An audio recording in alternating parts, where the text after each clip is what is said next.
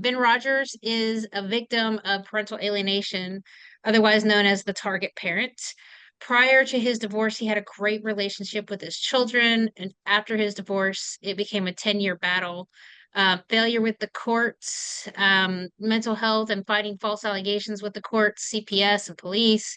Another family disaster where nobody would help him with his children. So his goal today is to explain why. So, Ben, let's hear from you. Thank you very much. Put my slides on here. Can everybody see?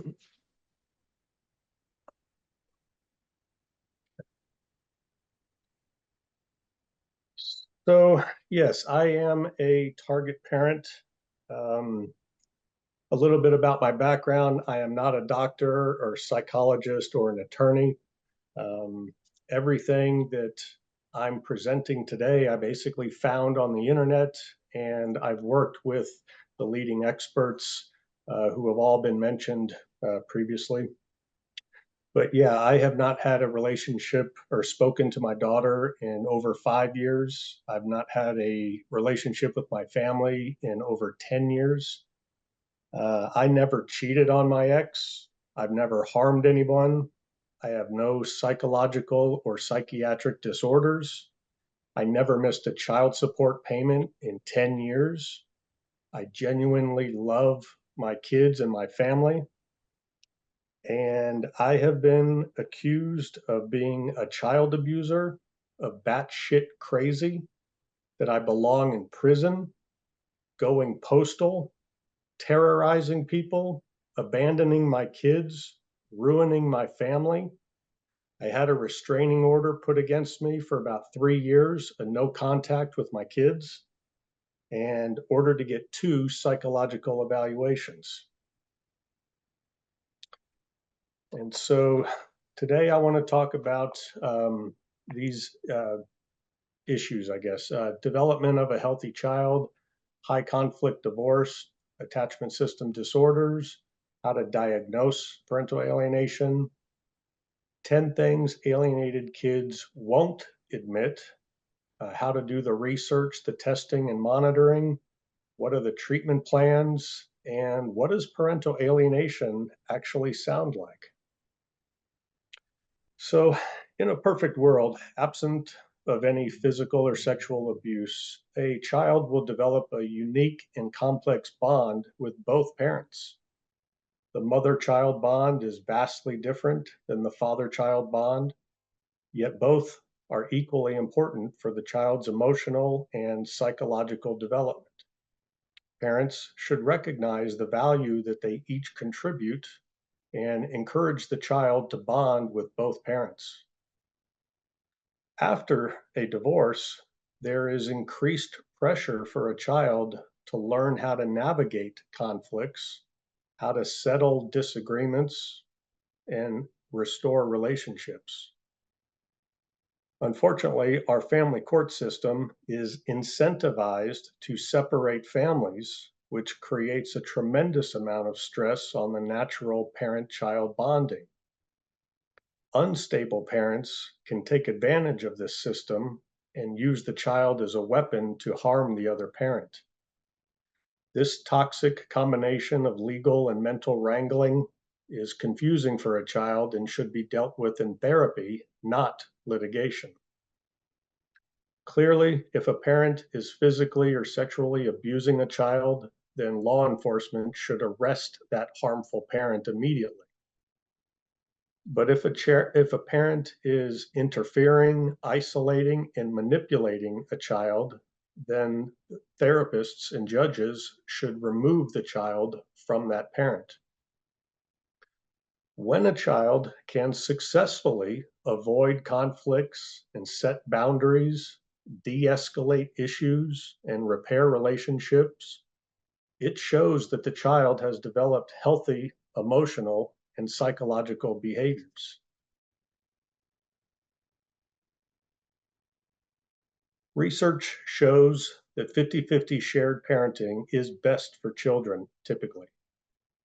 For the most part, problems are minimal for separated families, when there's evidence of co-parenting, mutual respect, and obeying the divorce orders. It's normal for children to be emotionally hurt when parents get divorced because they're dealing with the death of a family.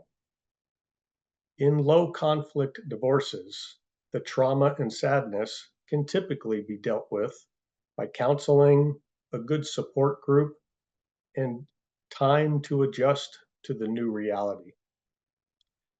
Attachment system disorders, also known as parental alienation, is typically seen in high conflict divorces. It involves the deliberate and malicious actions by one parent to use the child as a pawn to hurt the other parent. It happens slowly, methodically, and covertly.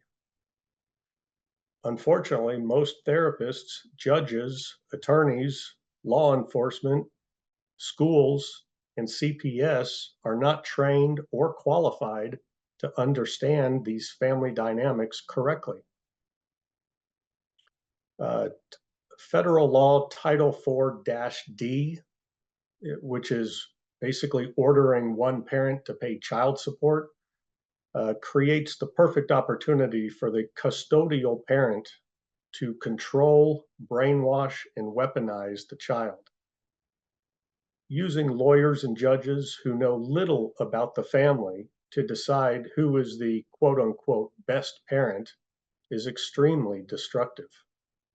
This type of toxic custody battle forces the child to be caught in the middle of the spousal conflict and encourages the child to choose sides. Standard visitation is harmful to families. Judges, attorneys, and therapists actually profit from separating families. The more they fight, the more money they make. Child support can cause one parent to be broke and very stressed out. If they miss a payment, they could face fines, they could go to prison, have their wages garnished, their driver's license suspended, get a lien on their home. It's very stressful. Uh, Unfortunately, law enforcement and CPS don't handle psychological abuse at all. They just handle cuts and bruises. Under Texas Penal Code 25.03, it's interference with custody. It's a felony.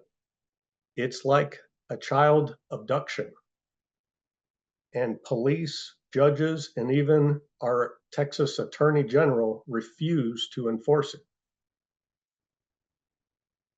As mentioned earlier, there are mild to severe levels of attachment system disorders, parental alienation, and special training is necessary to diagnose it correctly. So with the attachment system disorders, I'll talk about, everyone should be very clear by now. Children do not reject their parents. The bond between a child and their parents is a deep motivational system of the brain and is almost unbreakable. Evaluating why a child would reject a loving parent is complicated and frequently misunderstood. Most people get everything backwards. You got two people that are bad mouthing each other. Who's to say? It's hard to determine who the alienating parent is. Most therapists are not trained in attachment system disorders, so they're basically operating outside of their area of expertise and scope of confidence or competence. And I've been to several reunification therapists, and not one of them had a plan on how to actually reconnect my kids and I. So let's start by learning some important pathologies and concepts. And we've talked, I've heard most of these already, but today, narcissistic personality disorder is characterized by inflated self-worth and also, just as equally important, devaluing everybody else. Borderline personality disorder is characterized by an unstable and distorted sense of self. Pathogenic enmeshment is a parent's unhealthy attachment to the child. A very important one is called persecutory delusions. This is really the root reason or root cause why one parent is trying so hard to alienate the other parent. The alienating parent actually believes that the target parent is trying to hurt them and the kids. Put them on a lie detector test and they'll pass it. They really believe that that the target parent is trying to harm them. Induced compliance is manipulating and forcing a child to contradict their own beliefs. False accusations are allegations of wrongdoing that are untrue. And there's also a cross-generational coalition, is the triangulation between a parent and child against the other parent.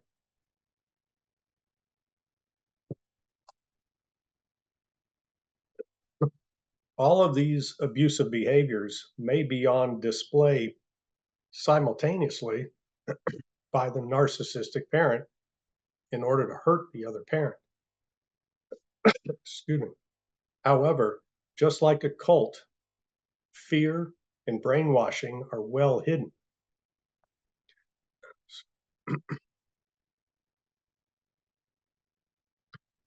Anyone who studies attachment system disorders must realize that the family dynamics are counterintuitive.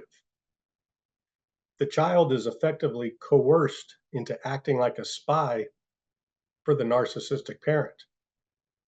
And those bad behaviors are validated by the narcissistic parent by rewarding the child with praise and attention.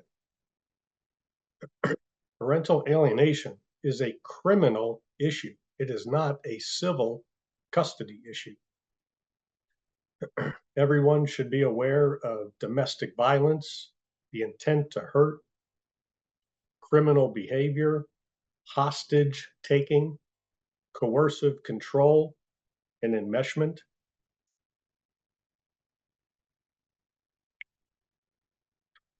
Parental alienation is basically a made-up term. It's not recognized by the American Psychological Association, schools, or the family court system. Judges will try to reconnect a parent and child by ordering reunification therapy, but this is a made-up term as well. They are both valid, but that's why we're all here today. They're not recognized. So here are two commonly used terms that we all need to understand, since most people get these wrong.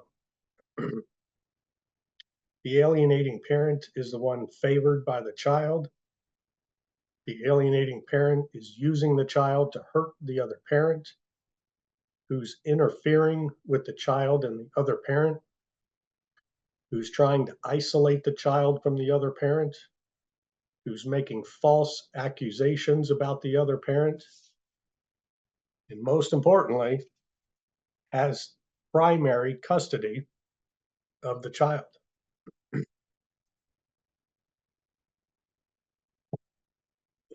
On the other hand, the target parent is the one who's being rejected by the child.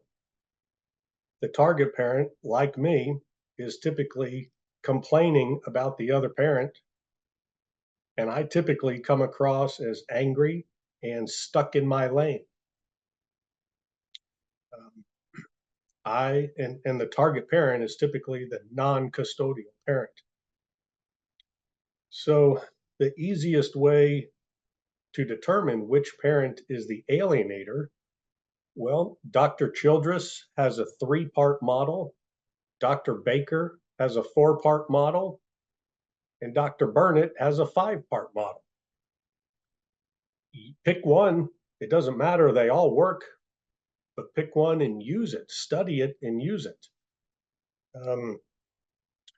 When someone sees the symptoms of child psychological abuse, like lack of empathy, lack of remorse, lack of ambivalence, frivolous reasons for rejecting the target parent, reflexive support for the alienating parent. When someone sees these behaviors in a child, they need to understand that the child is living in fear of the alienating parent. And the child is being forced to choose only one parent. They're not allowed to have both parents. The child is afraid to stand up for themselves because setting boundaries with the alienator is typically met with aggression, punishment, threats, and ultimatums. Some of those strategies are there's, like we talked about earlier, there's 17 strategies. Here's a few of them. An alienator will undermine visitation rights by suggesting tempting alternatives and then rewarding the child for canceling plans with the target parent. An alienator, here's another one, an alienator may also make the child feel guilty for spending time with the target parent. For instance, mom may say to the child, please don't abandon me. You're hurting me by spending Christmas with your dad. And oftentimes the alienator will provoke a fight by simply scheduling activities for the child on the target parent's designated time without any consent. Happened to me many times. Alienators are master manipulators. Therapists need to be trained on coercive control, grooming, social isolation, gaslighting, red flags, and pattern recognition. Alienators fail to recognize their own behavior. The family operates like a cult. The narcissistic alienator seems charismatic and loving, but controls the child behind closed doors by threatening and punishing the child. Therapists should separate the alienator and child and then monitor the child for induced compliance. When alienators are exposed or held accountable, they'll decompensate and ostracize. Some alienators, like you heard earlier, will actually murder their own child just to prevent the target parent from having a relationship with the child. And in rare instances, both parents can be alienators. So here are 10 things that alienated kids won't admit. The kids won't admit that the alienator loves to badmouth the target parent. Kids don't know any different. It's normal to them. Kids don't know that it's wrong. There's no comparison. Kids don't want to admit that their decisions have been influenced to hate the target parent. This is known as the independent thinker phenomenon. Kids actually want the target parent to love them. However, they've been brainwashed to think that they were abandoned. The kids miss the target parent, even though they can't admit it, but there's an inner void that can only be filled by the target parent. Kids wish that things were different with the target parent, but they're never going to say that to the alienator. Kids say negative things about the target parent, like they're selfish, unstable, and they abandon them. Kids are scared of getting hurt again. They got alienated once. If they reconnect, they might get hurt again. And they don't want that, so they're scared. Kids feel guilty for spending time with the target parent. Every time that happens, they feel like they're betraying the alienator. Kids are hurting inside, but they're angry on the outside. It's just a mask. They're really hurting. Kids can't be themselves. They put up a wall and they're very guarded. Getting close to the target parent will upset the alienator, and the kids will be interrogated and cut off by the alienator. So they don't want that. The child can't spend time with, speak about, communicate with, or show love towards a parent that they actually love. Instead, they must take on the alienator's thoughts and feelings as if they are their own. So in short, therapists really need to separate the child from the alienator in order to expose the anger and bad behaviors. A normal range parent should be willing to share the child with the other parent without getting upset. As far as the research, testing, and monitoring, Foundations by Dr. Childress is a good one. There's a YouTube video called Parental Alienation in the Eyes of the Experts. You should also join a professional PA group, PASG. Alienating parents do not want to be exposed, so they typically won't participate in family counseling. Now, here's a warning, everyone. Removing the child from alienating parent may result in domestic violence. So be careful. And therapists definitely have a duty to report abuse and protect the child and the target parent. It's part of their standards and ethics. It is part of the DSM-5. Now, as far as treatment goes, I would recommend starting with the parenting practices rating scale 1 through 4. If someone gets to level 1 or 2, that means that they're a deviant or abusive type parent. If they're a level 3 or 4, that means they're a normal range parent. So if you see the 1 or 2, then I would immediately go to the 3 strikes, you're out. It's all over you can find it on the internet. It is designed for parental alienation cases. It holds both parents equally accountable.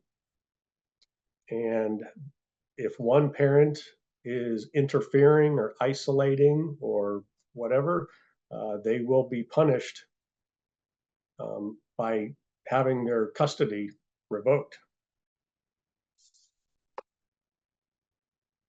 And so then, what does parental alienation sound like? Here's some examples. If dad says, hey, again, this is like a standard visitation schedule. I'm picking up the kids on Friday at 6 o'clock.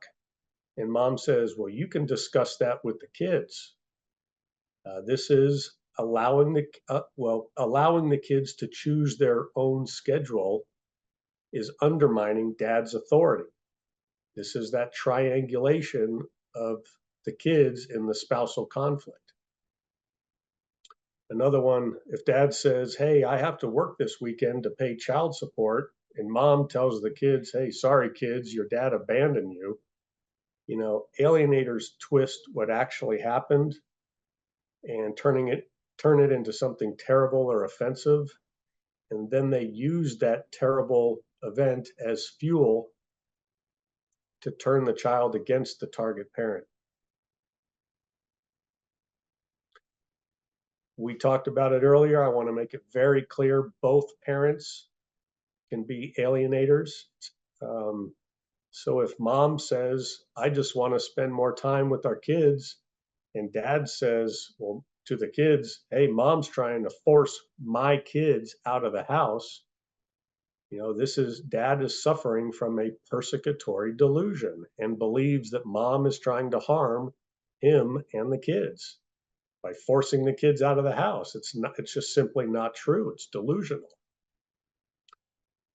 Or if dad says to mom, here's a real common one actually, I can't force the kids to see you.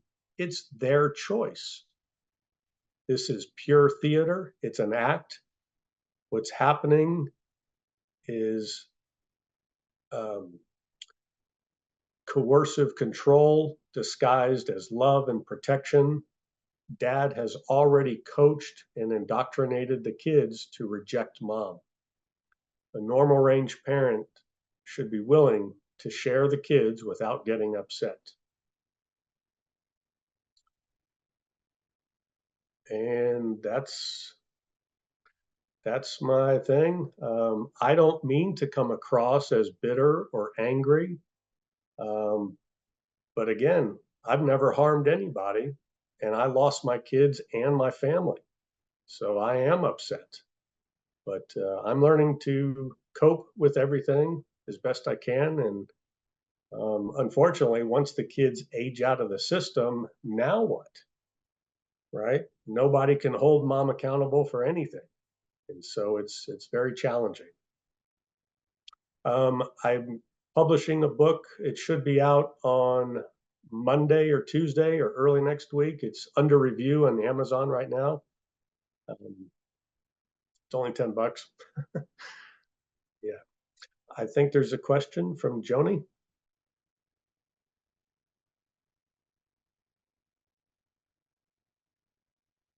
Maybe not. Joni, go ahead if you have a question. You need to unmute. You got it. I got it. I just can't Okay, get the camera up to you guys. I'm sorry. no problem. So I want to thank you, Ben, for mentioning my Three Strikes You're Out program. I developed this many years ago. So I have updated it. So if you're finding things out on the internet, probably better to come to me first and make sure you have the most updated version. All right. I did put I my had no email in idea the it was chat. you. Yes, it was me. I developed that many years ago with the help of several experts, Brian Ludmer, Linda Gottlieb, Catherine McWillie. So it's been there for a long time. Mm-hmm.